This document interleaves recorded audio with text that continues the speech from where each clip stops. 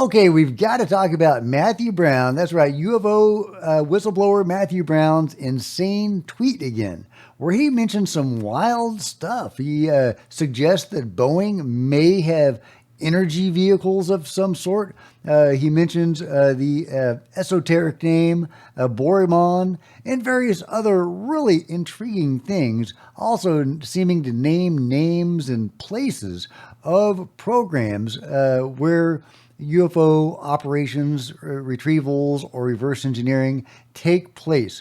Now, I made a video going into a lot of these details, but let's get a follow-up with some people that have gone over it and that know some stuff, like Jeremy Corbell and others, who have some more insight to bring to this incredible tweet. So get in here. This is Jack with Cosmic Road. I talk about UFOs and the paranormal. Please hit like and subscribe and let me know what you guys think in the comments below. Okay, here's what Jeremy had to say. Trade Elon, which is a very public thing, and I think people understand a little bit about what that's about in popular culture. But when he was talking about, murdering a synthetic sentience, from what was in the public realm, to be clear, he's talking about Sam Altman. He's the assertion is that Sam Altman, and why he was thrown out of the company, is because he quote unquote murdered or deleted, or however you want to say it, a true AGI or synthetic sentience. And that has been speculated a whole bunch in the media about what was going on when Altman was in all that hot water. So anyway, that's kind of to decode what Matt was saying. When he says, we have not forgotten who is responsible for murdering the first sentient artificial intelligence created in the public realm. Now, I'm not sure if that's really what Matthew meant, because he also said things like, in response to that murder of that AI or multiple AIs, the entities like the Navy would step in to bring justice.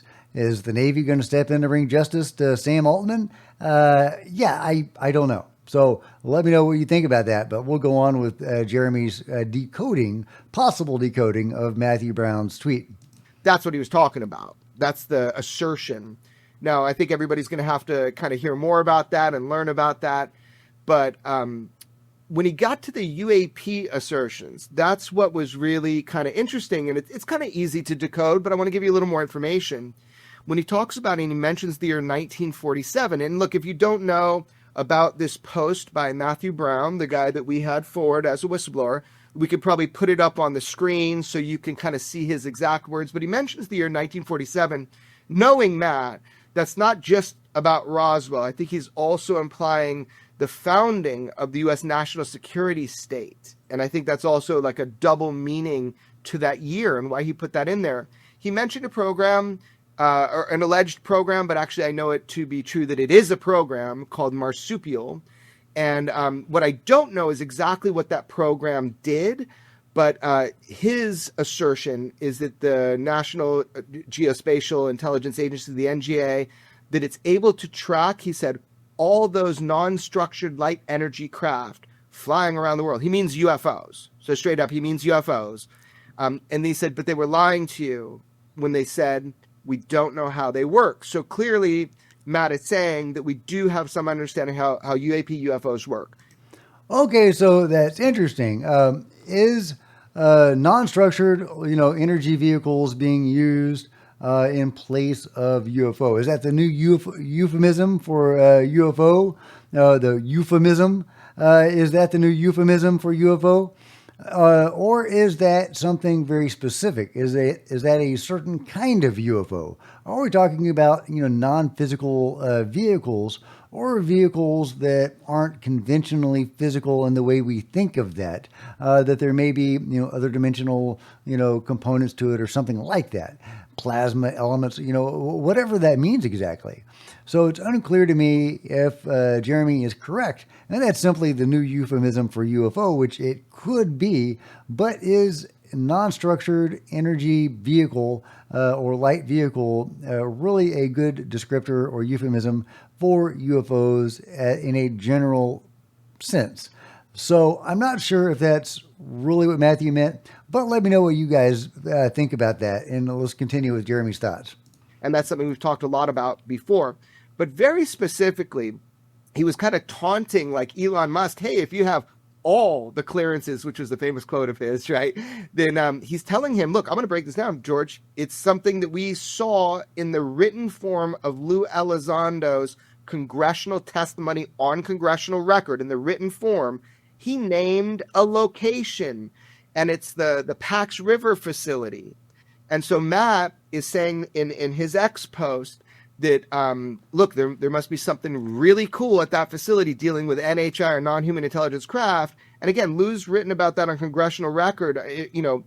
Would Lou put that on congressional record if he wasn't trying to task people to go look at it? That's why it's so crazy when people say like Lou's some disinformation guy about this. He's literally giving like the street address for Congress to go find the NHI materials. Guys, do you realize what Lou Elizondo just did when he did that? So Matthew is kind of doubling down on that. Maybe he has some direct or indirect knowledge of that facility being important, because Matthew also named Amentium Corporation as being in charge of some of this derivative technology. And even more specifically, Matthew Brown said that there are special project hangars owned by Amentium Corporation that hold UAP-related projects at Pax River.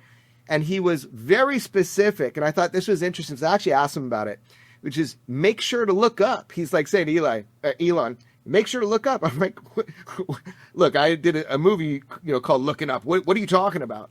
And basically what he's saying is that there are ways to show people what, it's entirely possible to show people what look like empty hangars, and like actually literally you need to look up in those hangars. So maybe he has some information that I don't. Okay, so Jeremy goes on a little bit, but that's about the end of it. Yeah, it was really interesting about Pax River. Really interesting that, non-structured light vehicles could be a euphemism for UFO. Of course, Jeremy leaves out the part where in that sentence about non-structured vehicles, Matthew Brown inserts "Go Cardinals," which is, of course, that's the city where Boeing is. Really interesting, right? Very likely that's a suggestion that those are Boeing craft, or that Boeing knows something about that. Jeremy downplays the esoteric elements to what Matthew said. Jeremy basically just says, people have personalities, deal with it. And he's not going to go there with the esoteric stuff. But there are people that will. So let's get into the esoteric stuff a little bit, because to me, that's the really interesting part about all of this. But okay, let's see. Let's go to, I think we'll start with Jordan Crowder, who says, so our latest lauded UFO whistleblower writes a cryptic post specifically to Elon Musk and signs off as Aborimon. Aborimon is supposedly an Enochian name for a high-level angel or entity, with researchers linking it to Apollyon and Revelations. In fact, the YouTube channel that he took the screenshot from and didn't give credit was at Lifting the Lamp, where he claims to be one of only 2 people who have decoded this Aborimon name, and he suggests this is all part of the apocalypse in end times. Now, don't you think it's time Matthew followed up his cryptic post with some additional clarity? Yes. Yes, Jordan, I really do. I want to know what the hell he meant by this. There's another post by Matthew. Hey, Elon, interested in real asymmetric advantage to wield in this political adventure you have started? As you know, the White House has long possessed a unique AI capable of accurately predicting a range of future events. Talk about some stiff opposition. Okay, Matthew, what do you know? Well, Jeremy was saying, do you have direct or indirect knowledge of what's going on at Pax River? I would love to know. And this is the drawing made by it Lifting the Lamp, and we're going to get to that. First, Skywatch Signal says, something strange is happening. Then it feels like a signal. The name Aborimon just emerged from a shadowy corner of the occult and was used in a message to Elon Musk. But this isn't about religious prophecy. This is catastrophic disclosure. Here's what they're not saying. A name barely known outside rare grimoires suddenly appears in a high-profile whistleblower's message. Aborimon. It's not just a word, it's a cipher, a signal embedded in one of the oldest magical systems, Enochian, and it marks something crossing over. In Enochian magic, Aborimon is believed to be tied to the outer ring of angelic intelligences, the highest layer of the metaphysical hierarchy, but it's not clean light and love. It's not clean light and love. It's judgment, fire, unleashing forces that were meant to stay hidden until the appointed time. This isn't about religion, it's about timing.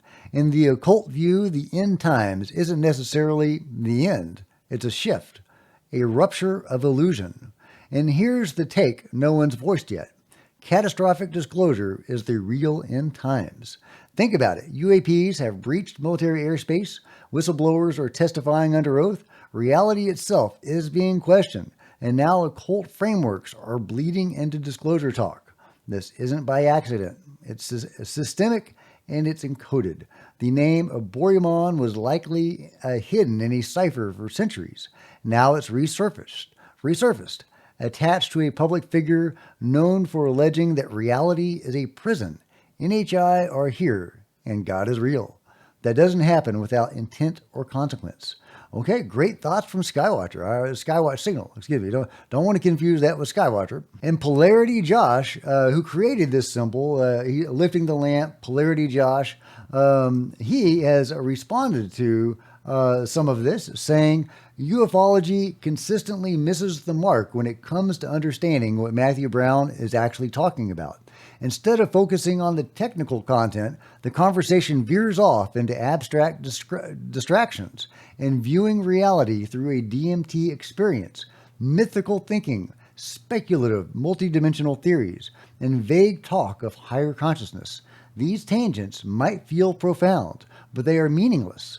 The message here isn't about spiritual insight or multidirectional revelations. It's about field propulsion technology, specifically the use of opposing anti-Helmholtz magnetic fields to trap particles and sequence them like a particle conveyor system for field propulsion. ET vehicles uniformly utilize this singular field propulsion technology. This technology's existence has been subtly introduced to Earth by ET entities throughout the millennia, encoded within Phoenician and Paleo-Hebrew scripts alongside ET symbology of crashed vehicles.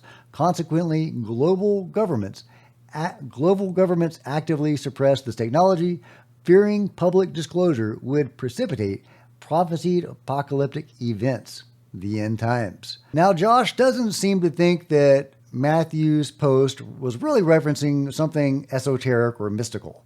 However, Josh does refer to himself on Twitter as the son of Abramelon. I'm probably butchering that name, but according to Grok, the Book of Abramelon, which is probably what it is a reference to, the Book of the Sacred Magic of Abramelon, the Mage, is a famous esoteric text that outlines a system of magic taught by an Egyptian mage named Abramelon to Abraham of Worms.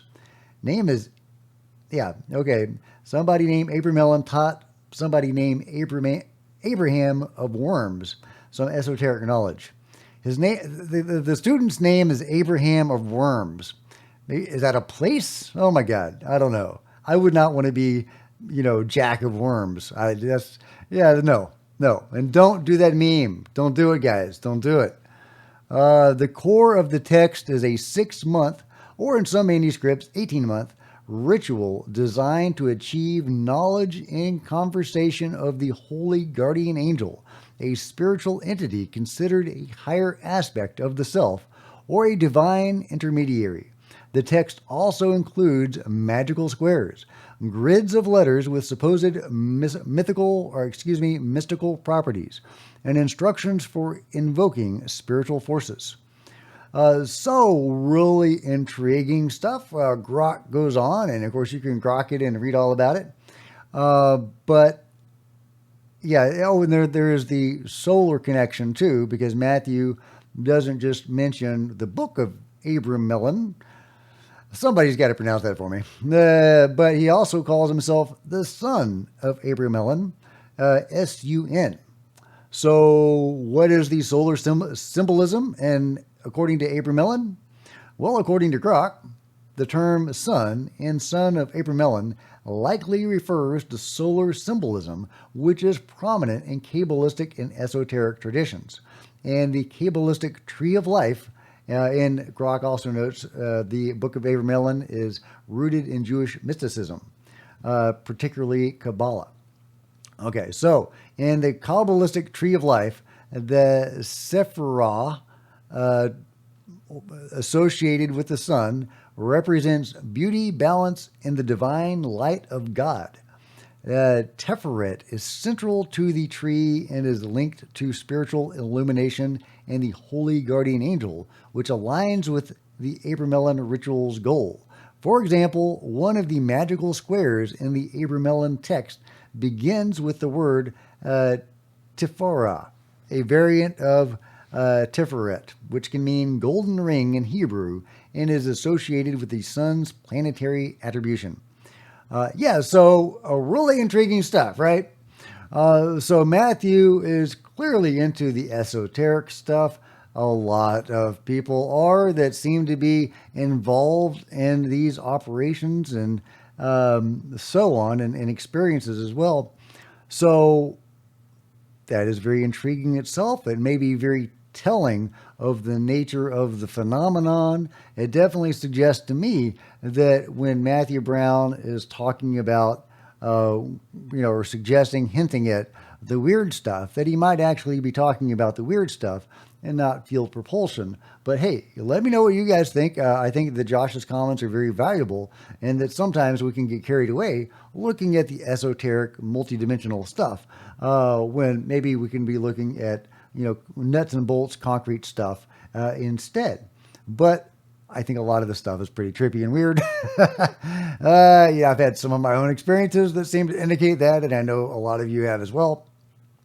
But as far as Matthew's mention of Aborimon, according to Grok, has multiple interpretations depending on the context, primarily rooted in esoteric, mythological, and speculative sources. Here's a concise breakdown of its meanings. And I'm not going to get into this too far. I'll let you grok it and you can read all about it. But Aborimon, an Enochian angel in esoteric traditions. Mythological connection to Aborimon. The term may be confused or linked with Aborimon, a mythical race described by Pliny the Elder in his natural history. And I've actually talked about that before in my live stream. Speculative and modern interpretations. Aborimon has been speculatively tied to UFOs, AI, and classified programs. For instance, some posts suggest it could be an acronym for an AI interface or a code name for ET entities and programs like Immaculate Constellation. These claims lack verifiable evidence and stem from recent posts by figures like Matthew Brown. So people are trying to link this up with Immaculate Constellation. It'd be really interesting if that did tie into it somewhere, if Aborimon was perhaps the AI that was murdered, according to Matthew Brown. And it is interesting, in his X post, Matthew Brown uses Aborimon with periods, after each letter, making it into an acronym, which does sound very AI-like or computer-like or like the name of a program or something. So that's intriguing.